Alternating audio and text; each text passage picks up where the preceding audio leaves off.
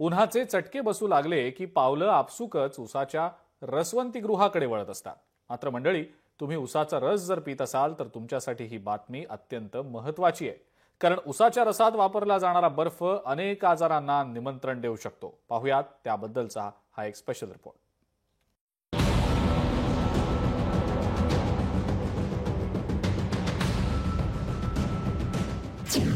थंडगार उसाचा रस पिताय?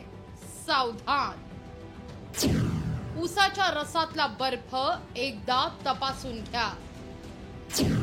बर्फासाठीचं पाणी शुद्ध असतं का? सध्या फेब्रुवारी महिन्यातच उन्हाचे चटके बसताय।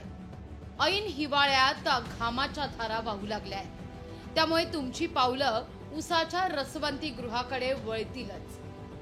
तर ही बातमी तुमच्या करता आहे। कारण उसाच्या रसात वापरला जाणारा बर्फ घाणेरडा असण्याची शक्यता नाकारता येत नाहीये। कारण कारखान्याच्या बर्फाकरता वापरलं जाणारं पाणी अशुद्ध असण्याची शक्यता नाकारता येत नाही। या सर्व परिस्थितीकडे जनतेच्या हितासाठी अन्न व औषध प्रशासन विभागाने या बर्फाची तपासणी केली पाहिजे आणि जे रस विकतात किंवा शीतपेय विकतात त्यांनी देखील जनतेच्या दृष्टीने काळजी घेतली पाहिजे। तर रसवंती चालकांनी बर्फ कारखान्यातून आणलेला बर्फ 3 ते 4 वेळेला शुद्ध पाण्यात धुवूनच उसाच्या रसामध्ये टाकला जातो असा दावा केलाय।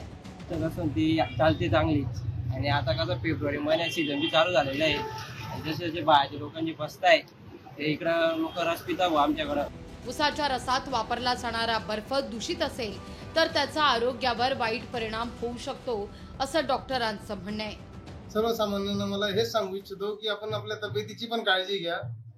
थंडावा म्हणून बर्फ घ्या, पण बर्फ शुद्ध बर्फ घ्या। जो एडिबल बर्फ आहे, जो खाद्यासाठी उपयुक्त आहे, इंडस्ट्रियल बर्फाचा उपयोग खाण्यामध्ये करायचा नसतो, त्याच्यामध्ये आजार संभवतात। भर उन्हात आणि उकाड्याच्या दिवसात उसाचा रस प्यायल्यानं मन तृप्त होतं। गारेगार उसाचा रस मनाला अर्थातच गारवा देतो, पण दूषित बर्फ मिसळलेला उसाचा रस जर तुम्ही प्यायलात तर उसाच्या रसासोबत अनेक आजारही तुमच्या शरीरात शिरकाव करू शकतात। त्यामुळे उसाचा रस घेताना काळजी घेण्याची गरज निर्माण झाली आहे।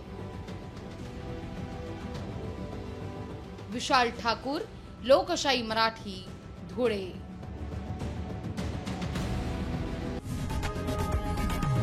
लोकशाही मराठी ऐका, पहा, जागरूक रहा।